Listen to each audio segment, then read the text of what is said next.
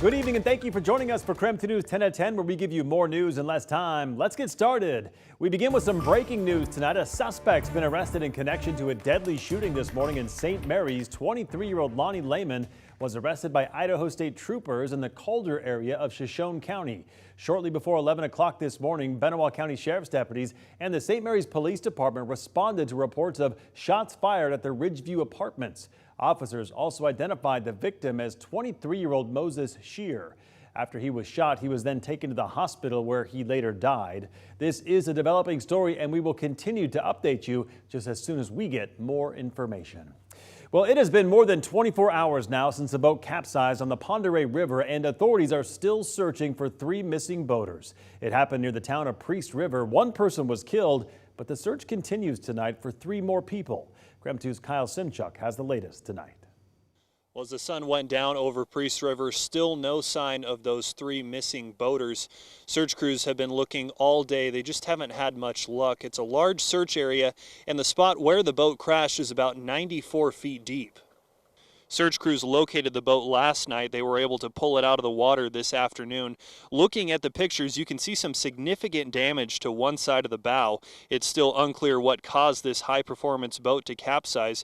We have talked to several people who say there are boats that go way too fast along this stretch of river, and yesterday there was a lot of wind making the water very choppy.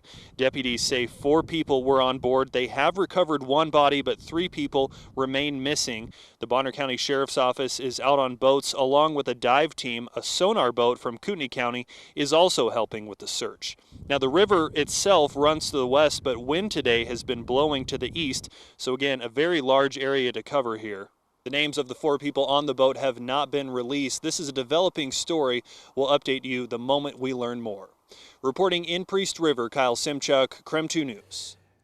Now to our night beat with a quick look at today's top stories. As brush fires burned in Grant County yesterday, firefighters and volunteers from all over the area rushed in to help. The shoulder gave way, and it just was kind of in slow motion. We were moving slowly, and it just started tipping over slowly. Volunteer firefighters Joss and Jane Chambers were driving a 700-gallon water tender to help put out the hot spots. In a KREM 2 exclusive, they say they went from driving down the highway when their truck rolled off the shoulder, nearly crushing them. They say it was terrifying in large part because they were trapped under the immense weight of the truck.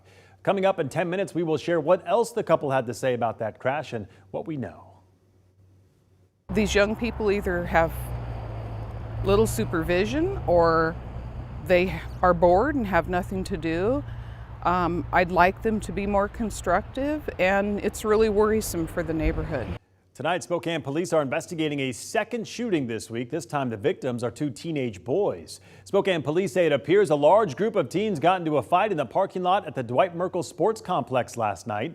When officers arrived on scene, they say they found a 15 and 16-year-old boy who'd both been shot. Authorities describe their injuries as non-life-threatening. Some neighbors say during the day, the park is peaceful, but at night it's a different story. And they believe if city staff would lock up the gates to the parking lot, that could help solve the problem. Police, by the way, have not yet released any information about a potential suspect or suspects. The Idaho State Tax Commission warning about a new scam tonight. They say people are getting a flyer in the mail about Idaho's property tax reduction program. The flyer looks official, but it is not. The commission says the flyer is an attempt to get personal information. So if one shows up in your mailbox, state officials say throw it away. And that was your Night Beat. To learn more about any of these stories, just text us the word night to 509-448-2000 and we'll send them directly to your phone. All right, let's talk weather now because it was another beautiful day across the inland Northwest with temperatures, though, a bit cooler than we saw earlier in the week. Let's get outside to Chief Meteorologist Jeremy Legoo. And Jeremy, was today the coolest day of the week? Yeah, definitely the coolest day of the week, Mark. It's one of those ones where it only gets warmer from here. We currently sit at 67 degrees, a dew point of 45, and wind out of the south at about 7 miles per hour. And wind has died down and will remain calm over the course of the next couple of days. A couple of spots of moisture trying to squeeze their way out. If you're just south of Deer Park, you're seeing a little bit of that.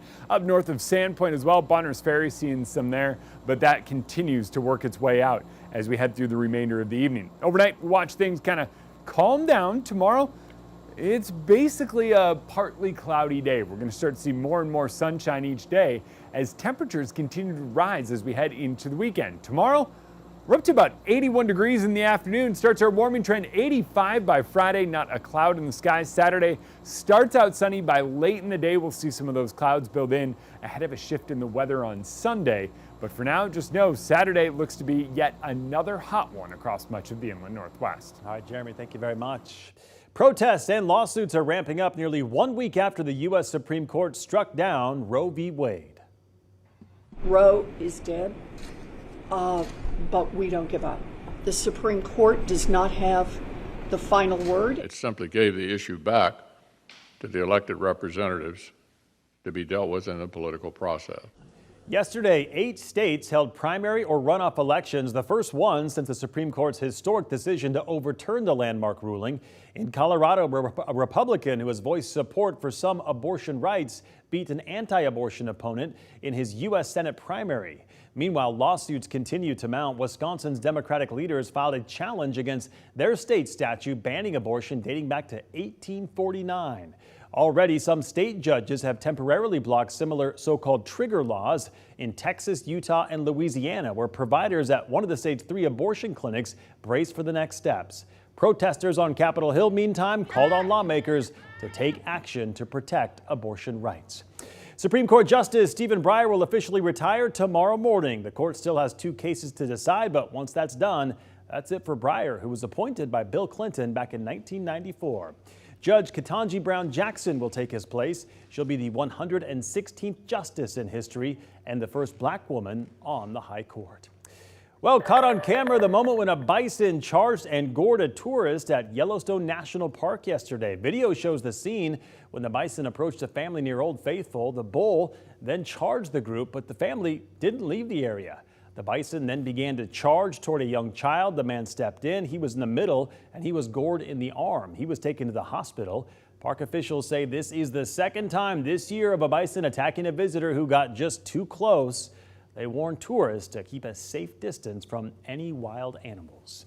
The Spokane Valley Performing Arts Center will soon have a brand new facility. A plot of land has been purchased. The next step, a groundbreaking. We don't realize what we are living without in the Spokane region in terms of professional performing arts. And when this building is built, it's really going to fill a market niche, not just in arts and culture, but also in hospitality and tourism. $36 million project will become the permanent home of the Spokane Valley Summer Theater. The center also benefits the Spokane Valley economy.